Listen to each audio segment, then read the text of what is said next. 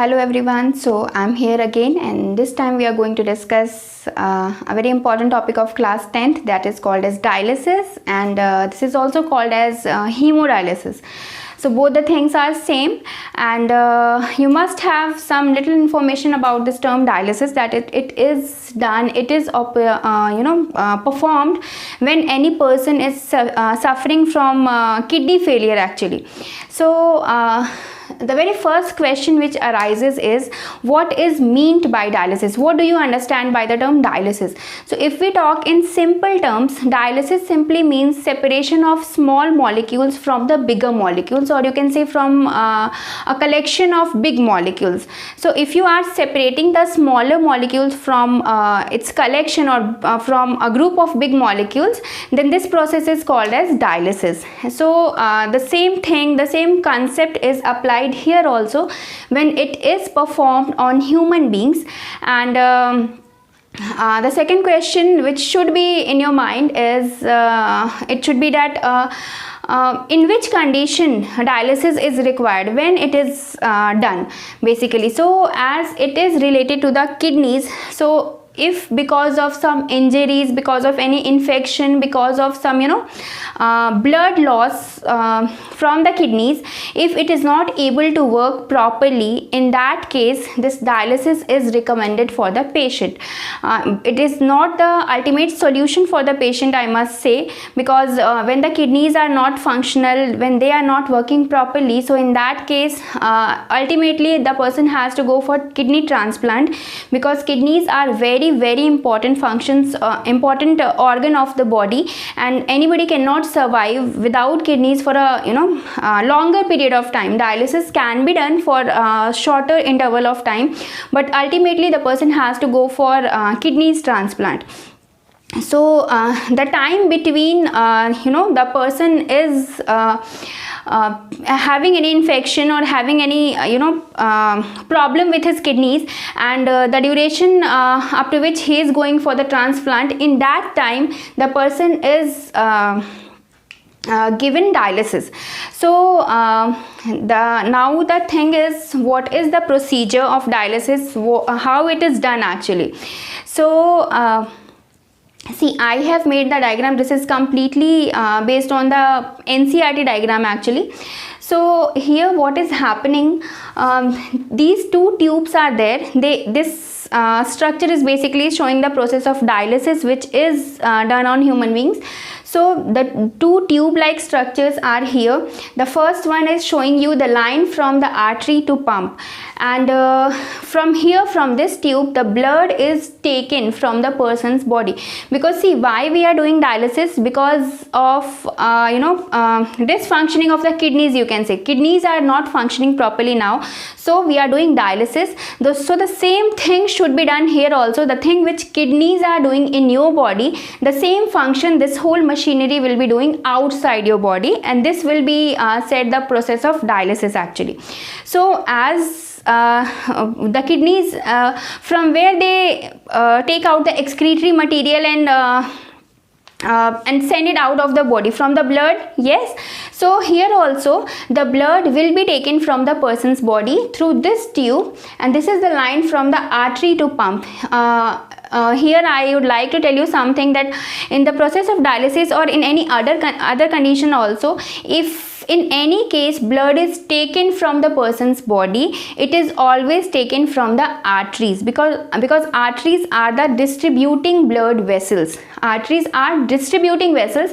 That's why in any case, in any chance, if we are we have to take the blood from the person's body, it will be always taken from the arteries. So here again the same thing is happening.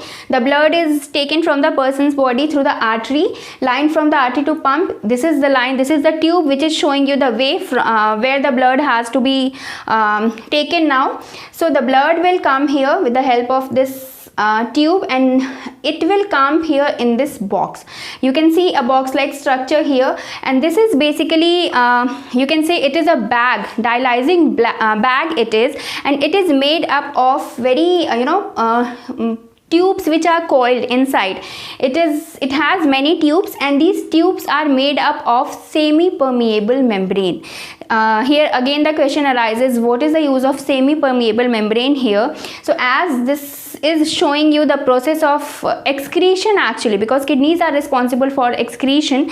They take out the excretory waste material from the blood and they pass it to the urine actually. So these materials are excreted by the body. So here again the same thing is happening. This is your dialyzing bag. It has many tubes inside it, and this dialyzing bag is actually performing the main function of excretion here.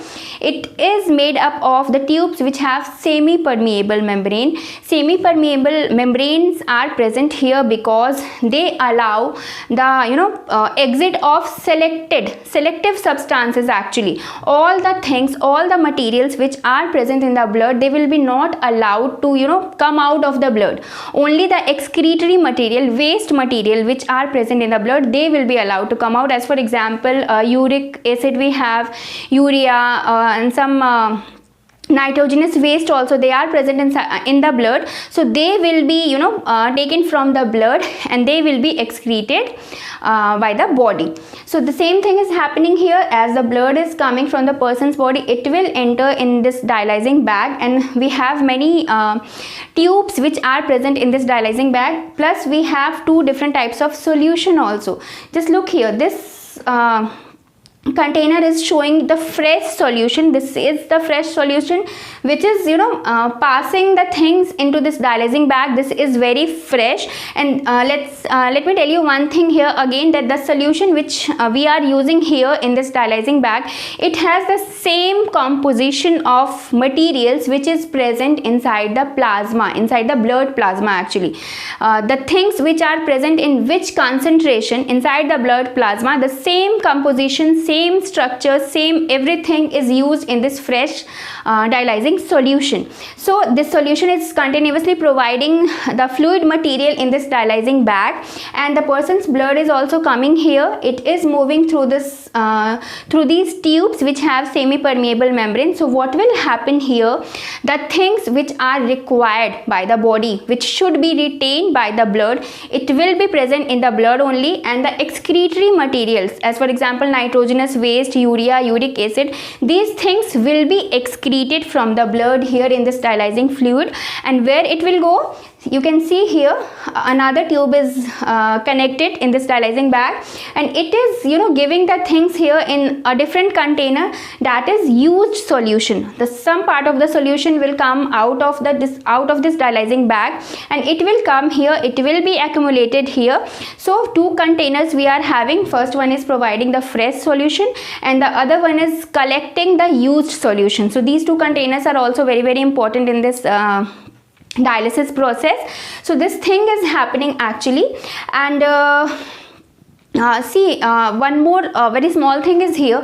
As there is requirement of dialysis in person's body, so if it is not done at proper time, or it is not done very soon, so what will happen in person's body, there will be accumulation of uric acid actually, because it is excretory waste material. It is waste material which should not be accumulated. But if dialysis will not be done very soon, so in that case accumulation of uric acid will happen in the person's body, and this condition is called as uremia.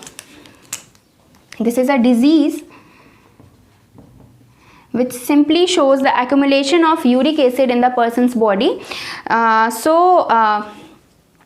This uremia should be avoided, and if there is any requirement for the dialysis, the person should be given dialysis very soon. So these are the things which are basically happening in this dialysis process. And just let me tell you one more thing here. What is the basic procedure of you can say separation of the molecules here in this dialyzing bag? So let me tell you one thing very clearly, that we all know about the process of diffusion. What is actually happening in diffusion? It is the movement of solutes from their higher concentration to lower concentration. This is simply the definition of diffusion, and the same concept is applied here also.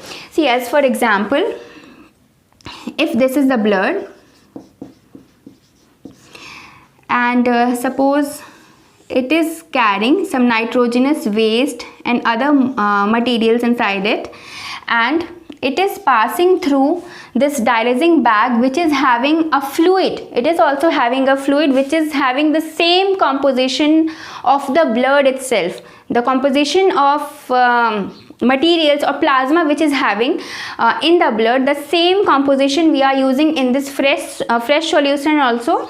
So what will happen here, as this blood will come here in this dialysing solution,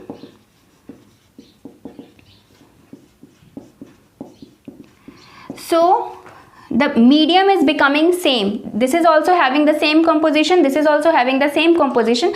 Only the difference is this the blood which is coming here from the person's body, it is also carrying some excretory materials, some waste materials in it. So this is the only difference between these two. So what will happen, these materials, they will tend to go to their from higher concentration to lower concentration. Here they are present in a large amount, so their concentration is higher here, and here as they are absent, because we are using fresh solution, so they are absent here, their concentration is low here. So these waste materials,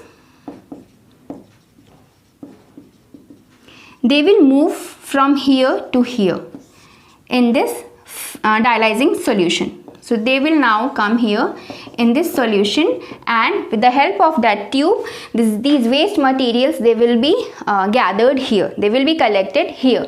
So this is the concept of dialysis actually, and the same principle of diffusion and all these things are applied, and the person is treated in this way. So I think the concepts should be clear in your mind about the dialysis, and if the question comes in the examination, you have to draw this diagram also, and based on that you can explain all the things. So thank you for watching.